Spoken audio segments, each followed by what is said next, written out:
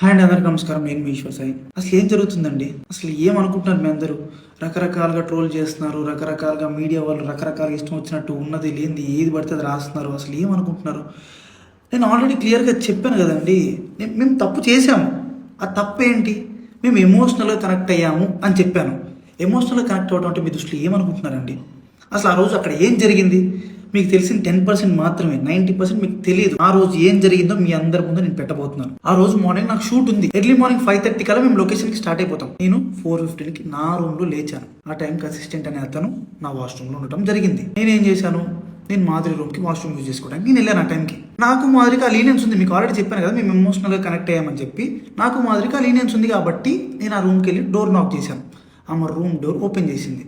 ఆమె room door open చేసి నేను డైరెక్ట్గా వాష్రూమ్కి వెళ్ళిపోయాను. ఆమె క్యాజువల్గా ఆమె రూమ్ డోర్ లాక్ కూడా చేయలేదు. రూమ్ డోర్ ఓపెన్లోనే ఉంది. ఆమె క్యాజువల్గా బెడ్ మీద కూర్చొని ఫోన్ యూజ్ చేస్తుంది. అదే టైంకి మా వైఫ్ వాళ్ళకి ఎవరో రాంగ్ గైడెన్స్ ఇచ్చారు, ఎవరో అనుమానాస్పదంగా ఏదో చెప్పారు. ఆ టైంకి సేమ్ రూమ్కి వచ్చింది. రూమ్ డోర్ ఓపెన్లోనే ఉంది.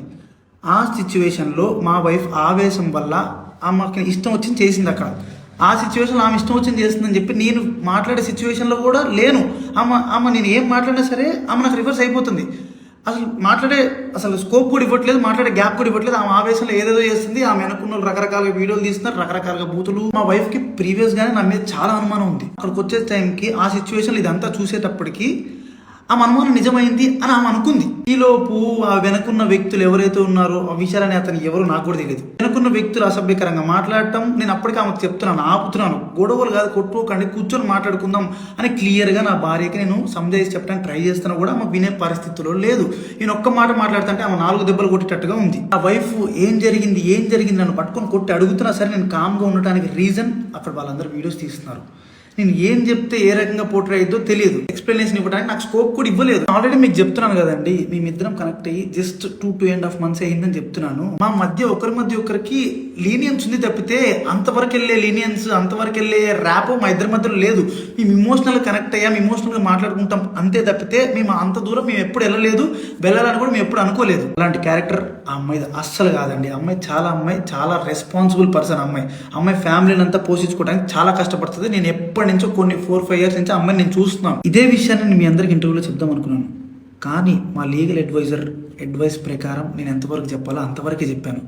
అందులో కూడా నేను మీకు క్లియర్గా ఎక్స్ప్లెయిన్ చేశాను. మీ అందరికి 10% మాత్రమే తెలుసు, మిగతా 90% మీకు తెలియదు, మీరు చూడలేదు. ఇలాంటి సిచ్యువేషన్లోనే ఒక మనిషికి ప్యానిక్ అంటే ఏంటో అర్థమవుతుంది.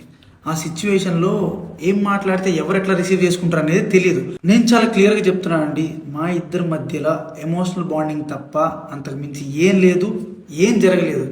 నేను ఒక ఇల్లీగల్ రిలేషన్షిప్ అని దేనికని చెప్తున్నాను అంటే, ఒక పెళ్ళైన అబ్బాయి ఒక అమ్మాయితో ఎమోషనల్గా కనెక్ట్ అవ్వటం అనేది కూడా ఇల్లీగల్ రిలేషన్షిప్ అనే పేరు, అక్రమ సంబంధం అనే పేరుతో నాకున్న సిచ్యువేషన్లో నాకు ఆ పదాలు తప్పితే నాకు వేరే ఏం రాలేదు. నాకు నేనున్న డిప్రెషన్కి. అమ్మ మాదిరి, నీకు నా తరపు నుంచి, నా భార్య తరపు నుంచి, నా భార్య వెనుకున్న వాళ్ళ తరపు నుంచి నీకు క్షమాపణ కోరుకుంటున్నాను. నీకు సారీ, ప్లీజ్ అర్థం చేసుకో, ప్లీజ్.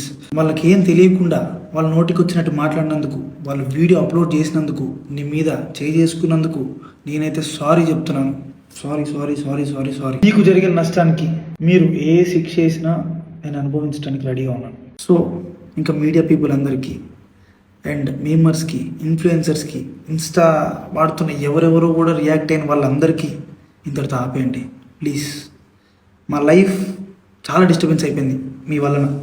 ప్లీజ్ ఇంతటితో ఆపేయండి. పదే చెప్తున్నా, మేము చేసిన తప్పు ఎమోషనల్గా కనెక్ట్ అవ్వటం. ఆ ఒక్కటి తప్పు వల్లనే మీరు రకరకాలుగా పోర్ట్రే చేశారు, రకరకాలుగా జనాల్లో కన్వే చేసేసారు. ఇంతటితో ఆపేయండి ప్లీజ్.